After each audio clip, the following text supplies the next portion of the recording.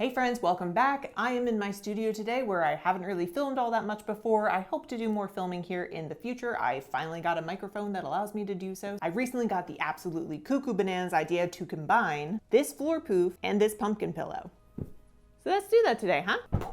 Boom! Okay, so to start off, you are going to have to make a floor poof. Pop over to my previous tutorial on how to make this floor poof. This is in the recommended yarn from that tutorial, and the color is called mustard. Now, if you are not able to get this specific yarn, the tutorial tells you essentially just make the base of this project the same dimensions, like inches or centimeters, as to what the tutorial calls for. Just do it in the yarn and color of your choosing. This is a bulkier yarn, but hey, just do your best. We're all limited by our geographical locations and supply chain issues. Once you make a floor poof, oh, what did I knock over?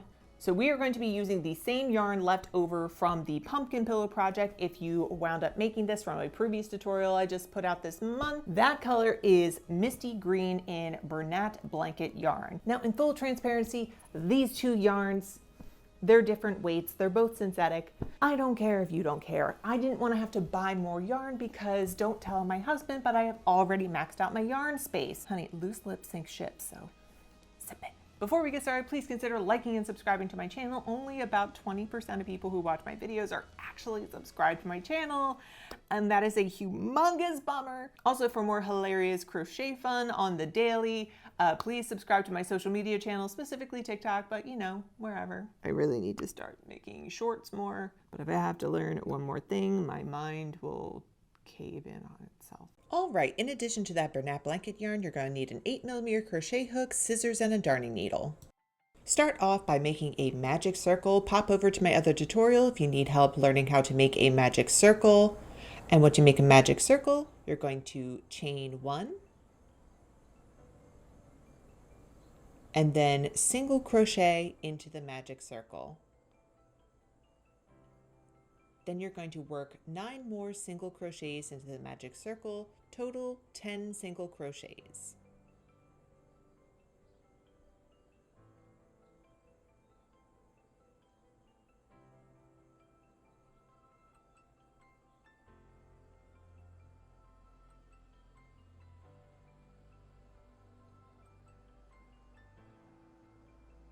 All right, and once you've done that, you're going to pull on the tail in the middle of the magic circle to close it up nice and tight, and then attach the end to the beginning with a slip stitch.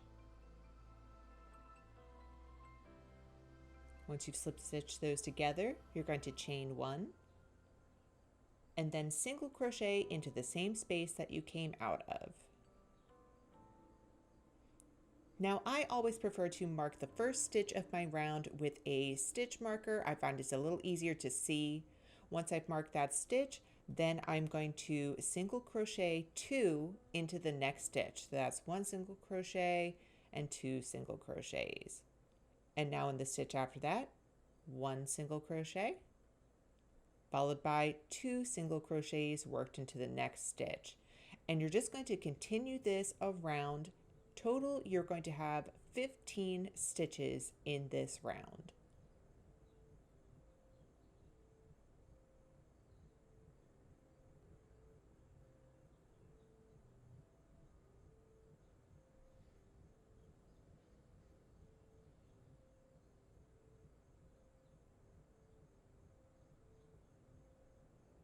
All right, and then once you have worked your last stitch in the round, slip stitch together the end and the beginning.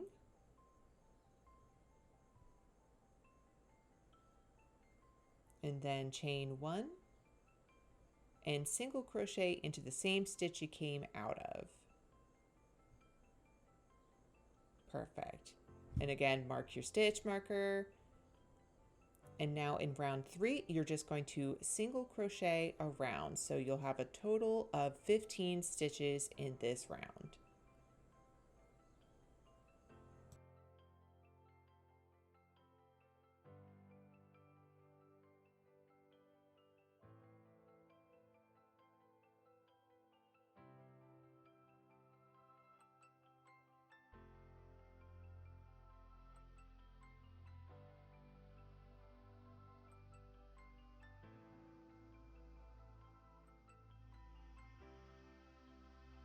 And just like the previous rounds, you're going to join the end and the beginning of the round together with a slip stitch, chain 1, and you're going to repeat round 3 until you have approximately 8 rounds. That's what I wound up doing, and I like the height of it. The height that's important is having about 4 inches. I think the scale looks really nice, and mine wound up being almost like 4 inches wide.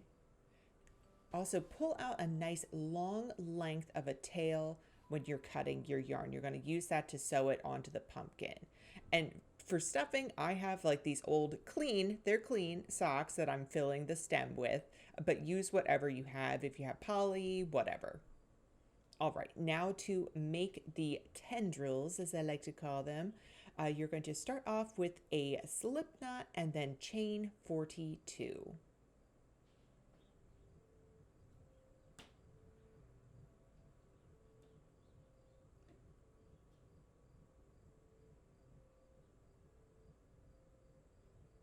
All right, after you've chained 42, in the 4th chain from your hook, you're going to work a double crochet and then work 2 more double crochets into that same chain. So you will have a total of 3 double crochets worked into the 4th chain from your hook.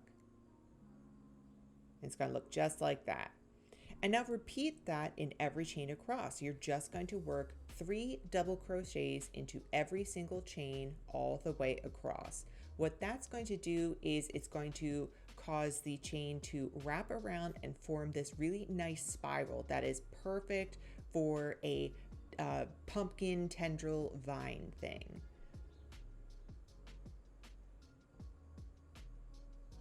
Yep, and it's going to start coiling up just like this.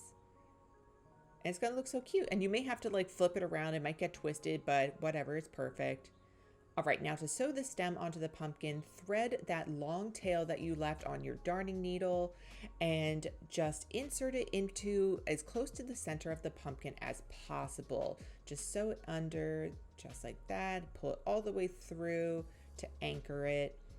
And then once you've done that, just go through the bottommost stitch of the pumpkin stem that you made, and then go back through some of the pumpkin base.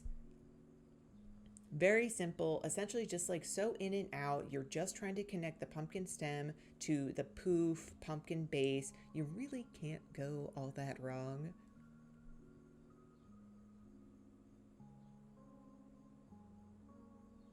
And if you have enough length of yarn, you can go around twice to make it really secure, but it doesn't matter. Just do your best. I'm sure it's going to look just fine. And then once you've gone around, I like to just sew up through the pumpkin stem and then tuck in my ends.